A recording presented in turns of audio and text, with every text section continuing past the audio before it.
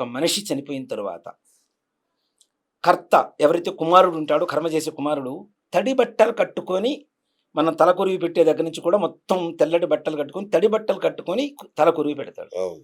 ఎందుకు పెడతారు అనేటువంటిది ఒక చాలా మందికి తెలియనటువంటి విషయం. ఏదో మడి కట్టుకున్నారు అవును. అని అనుకుంటారు. కానీ అవును. అవును. అసలు విషయాన్ని గరుడ పురాణం ఈ విషయంలోకి వెళ్తే మనం ఎప్పుడైతే శవదహనం చేయడానికి తీసుకొని వెళ్తూ ముందుగా వీడు స్నానం ఎందుకు చేస్తున్నారు అనేటువంటి విషయానికి వెళ్తే, శవదహనం చేసేటప్పుడు ఆ శవంలో ఉండేటువంటి ఆత్మ ఏదైతే ఉంటుందో అది ఘోషిస్తూ ఉంటుందిట వేడితో.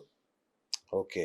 తాపం, మంట ఆ! కాలుతూ ఉంది గదా! అవును. మరి వీడికెందుకు చల్లటి వస్తువులంటే 12 రోజుల పాటు ఎవరైతే కర్త ఈ కర్మ చేస్తూ ఉంటాడో వాడిలో వాళ్ళ ఆత్మ ప్రవేశం జరుగుతుందని చెప్పి గరుడ పురాణం చెబుతుంది. ఓహ్! వాళ్ళ తాపం తీరడానికి వీడు తడి బట్టలు కట్టుకోవాలి. అచ్చా! అచ్చా! అచ్చా! ఓకే. వీడు తడి బట్టలు కట్టుకుంటే వాడికి తాపం తీరుతుంది. వీడిలో ఉన్న తాపం అవునవును. ఆత్మకి.